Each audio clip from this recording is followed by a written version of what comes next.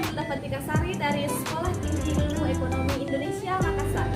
Nah, pada video kali ini saya akan menjelaskan apa itu neraca lajur dan bagaimana bentuk tabel dari neraca lajur. Sebelum itu, jangan lupa like, komen, dan subscribe. Nah, di sini saya akan menjelaskan apa itu neraca lajur. Neraca lajur yaitu kolom atau lajur yang digunakan dalam kegiatan akuntansi secara manual. Nah, adapun fungsi neraca lajur yaitu untuk mempermudah memposting laporan keuangan dalam suatu akuntansi. Nah, di dalam neraca lajur ada beberapa akun-akun. Yang pertama ada akun neraca saldo. Kemudian ada akun jurnal penyesuaian. Kemudian ada akun neraca saldo disesuaikan. Kemudian ada akun laba rugi. Dan yang terakhir ada akun neraca. Sini saya sudah bersama dengan dua narasumber saya, yaitu Nurul Ainun dan Edianto. Mereka ini juga salah satu mahasiswa dari Sekolah Tinggi Ilmu Ekonomi Indonesia Makassar. Nah, Nur Ainun, apa sih yang kamu ketahui tentang akuntansi atau neraca lajur? Nah, baik. Yang saya ketahui tentang akuntansi itu hanya sedikit. Menurut saya, akuntansi itu adalah menghitung uang gaib, uang yang tidak nyata. Kemudian neraca lajur itu ada berfungsi sebagai untuk mempermudah penyusunan data keuangan. Mungkin itu yang sedikit saya tahu tentang akuntansi dan neraca lajur. Baik. Nah, kemudian saya bertanya kepada Edi, apa sih yang kamu ketahui tentang neraca lajur? Kolom-kolom apa yang termasuk dalam neraca lajur? Sedikit yang saya ketahui tentang neraca lajur yaitu terdiri dari beberapa kolom. Ada neraca saldo, ada jurnal penyesuaian, neraca yang disesuaikan, laba rugi, dan neraca. Nah, baik, selanjutnya saya akan menjelaskan tentang tabel-tabel dalam neraca lajur. Cek video selanjutnya. Oke, selanjutnya saya akan menjelaskan bagaimana cara memposting akun-akun ke dalam neraca lajur. Nah, akun pertama yang akan kita posting yaitu akun yang akan dimasukkan ke dalam neraca saldo. Ada akun asuransi dibayar di muka pada debit, beban bunga pada debit, beban gaji pada debit, beban iklan pada debit, beban lain-lain pada debit, beban air pada debit, beban operasional pada debit, beban keamanan dan kebersihan belum diketahui, beban sewa pada debit, utang bank pada kredit, utang usaha pada kredit, kas pada debit, modal pada debit, modal pada kredit, pendapatan pada kredit, peralatan pada debit, perlengkapan pada debit, piutang pada debit, dan pride pada debit. Nah, sisi kredit dan sisi debit ini tidak seimbang. Dan adapun beban keamanan dan kebersihan belum diketahui. Cara mengetahui beban keamanan dan kebersihan itu nilainya berapa dengan menjumlahkan neraca saldo di bagian kredit dikurang dengan neraca saldo di bagian debit menghasilkan 9 juta. Nah, 9 juta ini dimasukkan ke dalam beban keamanan dan kebersihan. 9 juta 675.964.000. Nah, setara hasilnya neraca saldo di bagian debit dan neraca saldo di bagian kredit. Selanjutnya kita pindah ke jurnal penyesuaian. Soal pertama, asuransi yang belum jatuh tempo sebesar 7 juta dikali 30% menghasilkan 2.110.800. Beban asuransi dimasukkan ke kolom debit.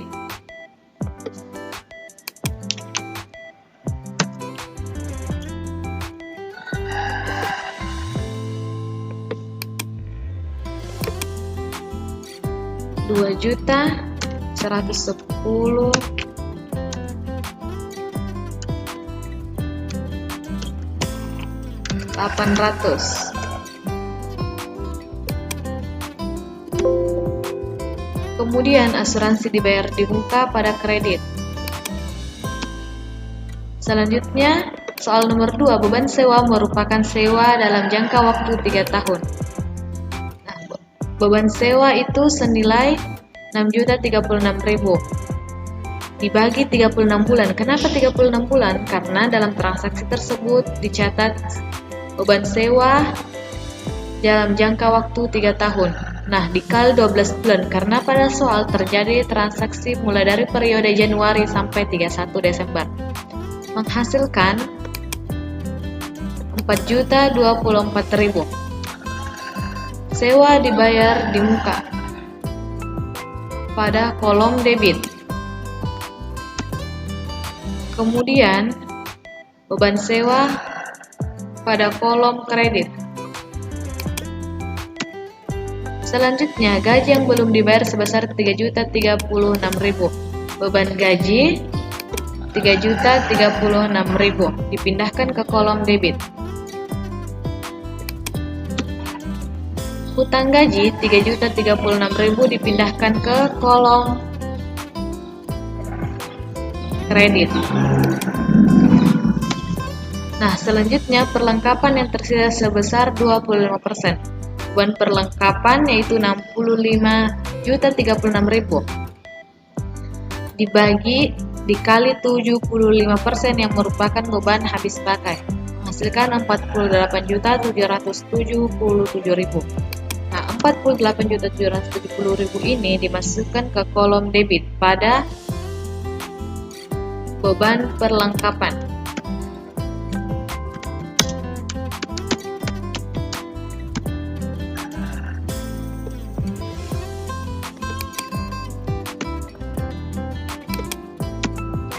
Kemudian perlengkapan pada kolom kredit.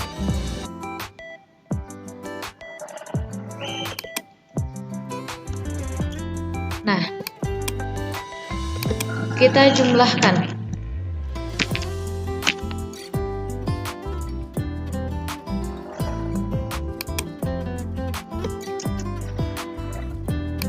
Kemudian jumlahkan juga di sisi kredit.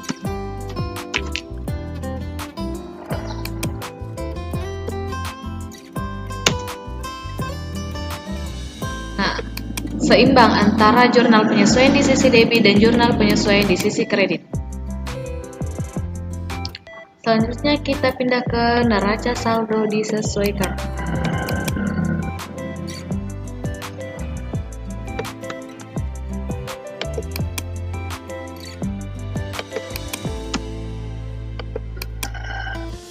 Nah, di neraca saldo disesuaikan, debit ketemu debit berarti dia dijumlahkan.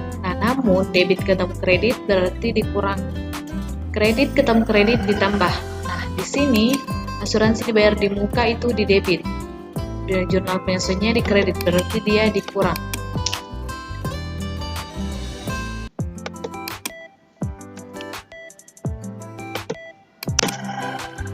Kemudian beban bunga kita pindahkan saja ke kolom debit karena dia tidak mempunyai jurnal penyesuaian. Kemudian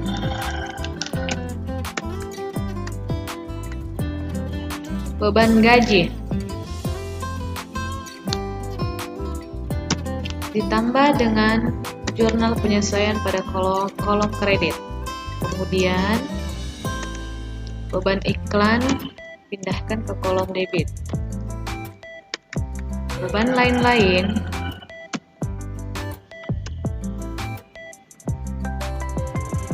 dipindahkan ke kolom kredit. Beban air dan telepon dipindahkan ke kolom kredit. Beban operasional dipindahkan ke kolom kredit. Terus beban keamanan dan kebersihan dipindahkan ke kolom debit. Selanjutnya, beban sewa pada neraca saldo terdapat pada posisi debit, dikurang dengan jurnal penyesuaian pada posisi kredit. Kemudian hutang bank pindahkan ke posisi kredit. Hutang usaha pindahkan ke posisi kredit. Kas pindahkan ke posisi debit. Modal pindahkan ke posisi kredit. Kita sila memindahkan saja kalau misalnya dia tidak mempunyai jurnal penyesuaian. Pendapatan dipindahkan ke posisi kredit. Peralatan dipindahkan ke posisi debit. Nah, perlengkapan pada posisi debit dikurang dengan jurnal penyesuaian pada posisi kredit. Kemudian piutang dipindahkan pada posisi debit. Prive dipindahkan pada posisi debit. Selanjutnya ada beban asuransi dipindahkan ke posisi debit. Sewa dibayar di muka pindahkan ke posisi debit. Utang gaji pindahkan ke posisi kredit. Beban perlengkapan dipindahkan ke posisi debit. Selanjutnya kita jumlahkan.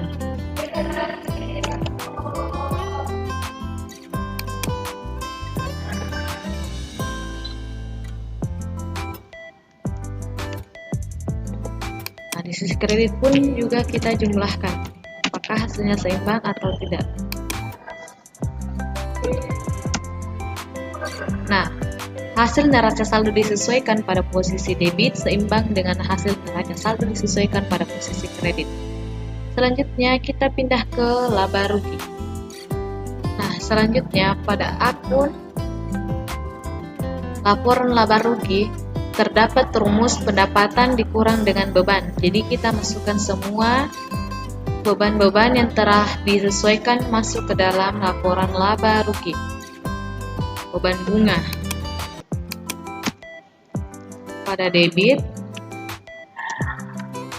beban iklan pada debit,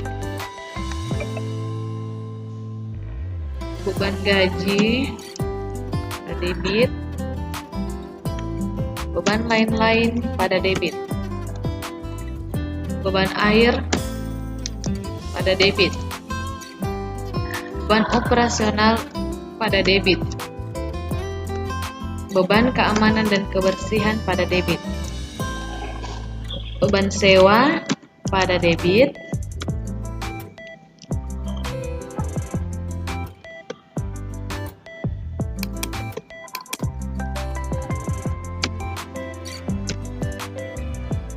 kemudian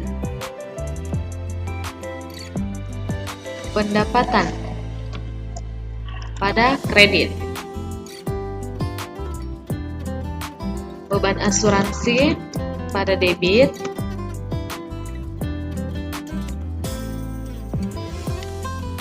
beban perlengkapan pada debit,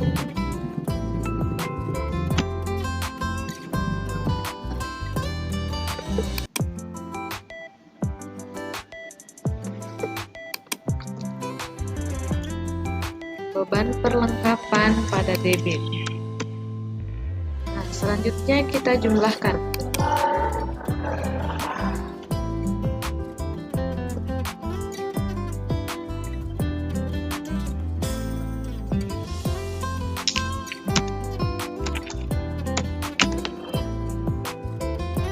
Laporan laba rugi di posisi debit.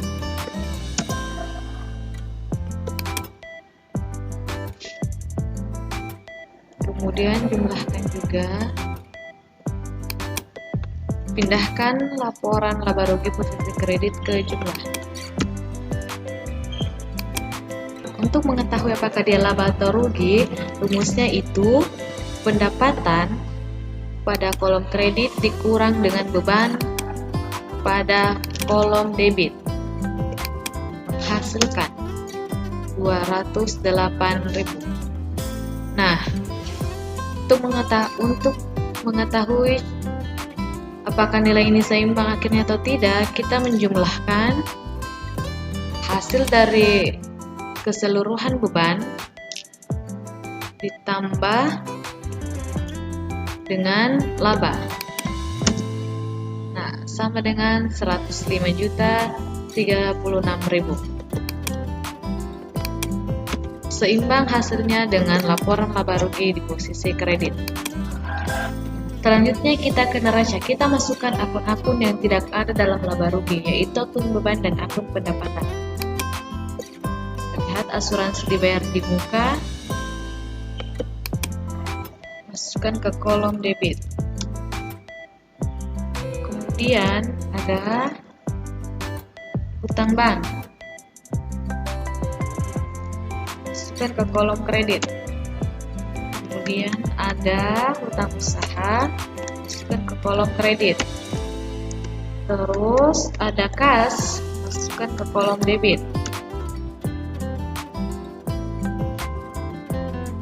Kemudian ada modal, masukkan ke kolom kredit. Terus ada peralatan, masukkan ke kolom debit. Perlengkapan, masukkan ke kolom debit. Piutang, masukkan ke kolom debit. Price, masukkan ke kolom debit. Selanjutnya ada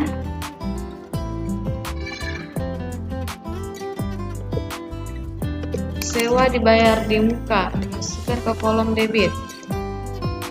Terus ada hutang gaji, masukkan ke kolom kredit. Selanjutnya kita jumlahkan.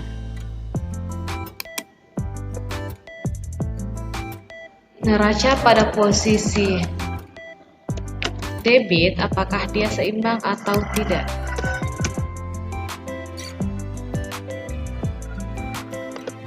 Kemudian neraca pada posisi kredit pun juga dijumlahkan.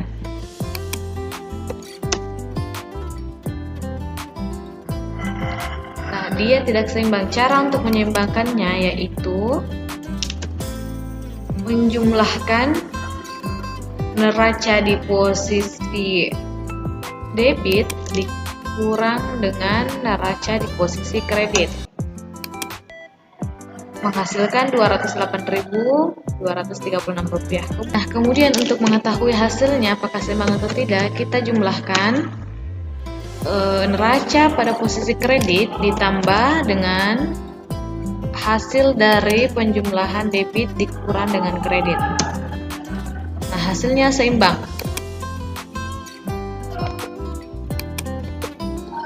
Antara neraca posisi debit dan neraca di posisi kredit. Nah, kita lihat semuanya. Laba rugi seimbang pada posisi debit dan posisi kredit. Neraca saldo disesuaikan seimbang pada posisi debit dan posisi kredit. Kemudian jurnal penyesuaian seimbang pada posisi debit dan posisi kredit. Kemudian neraca saldo seimbang pada posisi debit dan posisi kredit. Nah, begitulah bentuk tabel-tabel dalam neraca lajur. Nah, itulah tadi penjelasan tentang bagaimana cara memposting tabel-tabel, bagaimana cara memposting akun-akun ke dalam neraca lajur. Nah, sekianlah video dan paparan neraca lajur yang saya sampaikan. Semoga bisa bermanfaat bagi kita semua, menambah ilmu kita semua, dan sampai jumpa di video selanjutnya.